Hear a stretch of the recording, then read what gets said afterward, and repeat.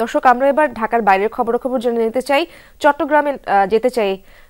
আমার সহকর্মী শহীদুল সুমন সেখানে রয়েছেন। সুমন, জনস্রোত কেমন দেখছেন সেখানে? প্রচুর মানুষের ঢল তো অবশ্যই দেখছেন আপনি। ৫৪তম বছরে বাংলাদেশ, কি অনুভূতি সবার কথা আপনি শুনেছেন অবশ্যই।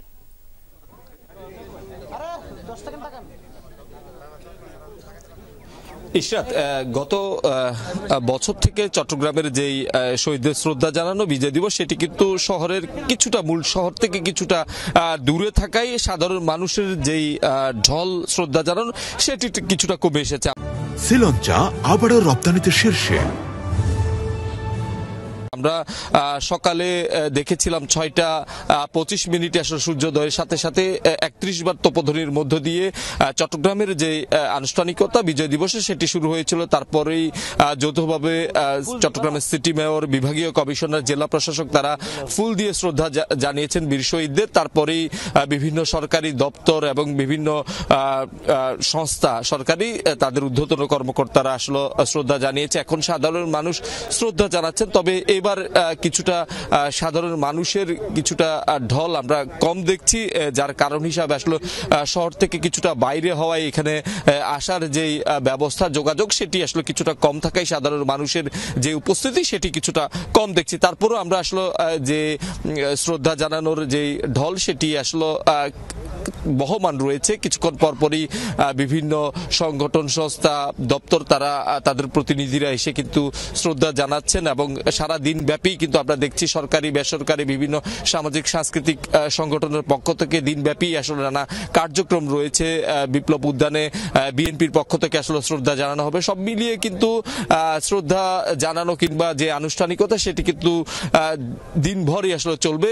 আমরা দেখেছি যারা সকালেই এসেছেন, বিভিন্ন সংস্থার ঊর্ধ্বতন কর্মকর্তারা কিংবা রাজনৈতিক দলের নেতাকর্মীরা সবাই কিন্তু আসলে একটি কথাই বলছে যে আমাদের যে অসাম্প্রদায়িক বাংলাদেশ সেটি আসলে ধরে রাখতে হবে, যে হানাহানি রয়েছে সেটি আসলে যেমন দূর করতে হবে, তেমনি কিন্তু এই যে ২৪-এর পর আন্দোলনের পর যে বৈষম্যহীন বাংলাদেশের স্বপ্ন তারা দেখছেন মানুষ, সেটি আসলে ধরে রাখতে হবে। সেই সাথে ২৪-এর যে আন্দোলন সেটিকে যেমন আঁকড়ে ধরতে হবে, তেমনি কিন্তু যে আমাদের ১৯৭১ সালের যে স্বাধীনতা, সেটি যে বাংলাদেশ তৈরির ভিত, সেটিকে আসলে ভোলা যাবে না, এমনটি সাধারণ মানুষ বলছে। সব মিলিয়ে ৭১-এর যে স্বাধীনতা সেটি ধারণ করার পাশাপাশি ২৪কেও আসলে ধারণ করার কথা সাধারণ মানুষ বলছেন।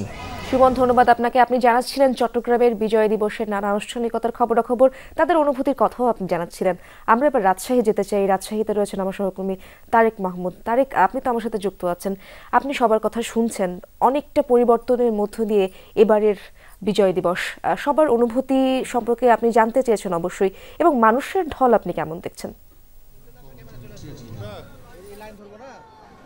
ইশরাত, মানুষের ঢল কিন্তু নেমেছে। রাজশাহী বিশ্ববিদ্যালয়ের কেন্দ্রীয় শহীদ মিনারে রয়েছে আমি, এবং শহীদ মিনারে আপনি নিশ্চয়ই দেখতে পাচ্ছেন যে শহীদ মিনারে রাজশাহী বিশ্ববিদ্যালয়ের বিভিন্ন বিভাগের শিক্ষক, শিক্ষার্থীরা এবং প্রত্যেকটি যে হল রয়েছে, মেয়েদের, ছেলেদের হলগুলো রয়েছে, সেই হল থেকে কিন্তু শিক্ষার্থীরা এসেছেন এবং রাজশাহীতে যথাযোগ্য মর্যাদায় এই ভাবগম্ভীর্যের মধ্য দিয়েই কিন্তু মহান বিজয় দিবস উদযাপন করা হচ্ছে।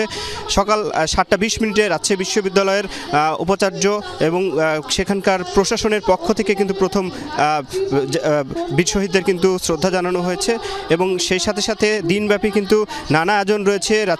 রাজশাহী জেলা শিল্পকলা একাডেমিতে বীর মুক্তিযোদ্ধাদের যে সংবর্ধনা সহ বিভিন্ন আয়োজন কিন্তু রয়েছে এবং এই ৯ মাস রক্তক্ষয়ী মুক্তিযুদ্ধের শেষে ১৯৭১ সালের এই দিনে কিন্তু বাঙালি জাতি স্বাধীনতার যে চূড়ান্ত সংগ্রাম বিজয় অর্জন করেছিলেন এবং আজকের এই দিনটিতে যে বিজয় উল্লাসে কিন্তু আমি যতটুকু দেখতে পাচ্ছি যে রাজশাহীবাসী ভাসছে এবং রাজশাহী বিশ্ববিদ্যালয় সহ বিভিন্ন শিক্ষা প্রতিষ্ঠান, রাজশাহী ৯টি উপজেলায় নানা আয়োজনের মধ্যে দিয়ে কিন্তু দিবসটি উদযাপন করা হচ্ছে।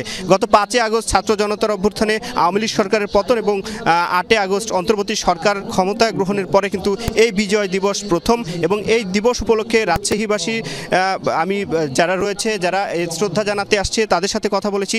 তারা যেমনটি বলছেন যে বীর মুক্তিযোদ্ধা এবং শহীদদের যে আত্মত্যাগের কথা তারা বলেছেন, যাদের রক্তের বিনিময়ে চূড়ান্ত যে বিজয় সেটি অর্জন হয়েছিল এবং যথাযথ মর্যাদায় সকাল থেকে আমি দেখতে পাচ্ছি রাজশাহীতে এই মহান বিজয় দিবসের যে কার্যক্রম সেটি হচ্ছে এবং সেই সাথে সাথে দিনব্যাপী নানা আয়োজন রয়েছে শিক্ষা প্রতিষ্ঠানগুলোতে শিক্ষার্থীদের অভিবাদন এবং যতটুকু দিনব্যাপী ক্রীড়া প্রতিযোগিতা সাংস্কৃতিক অনুষ্ঠান সহ এবং এই বিভিন্ন ধর্ম উপাসনালয়ে মসজিদে দোয়া মোনাজাত এবং মন্দিরে প্রার্থনা সহ বিভিন্ন আয়োজন রয়েছে। সকাল থেকে মানুষের ঢল নেমেছে কেন্দ্রীয় শহীদ মিনারগুলোতে এবং এখন পর্যন্ত কিন্তু মানুষ শ্রদ্ধা জানাচ্ছে।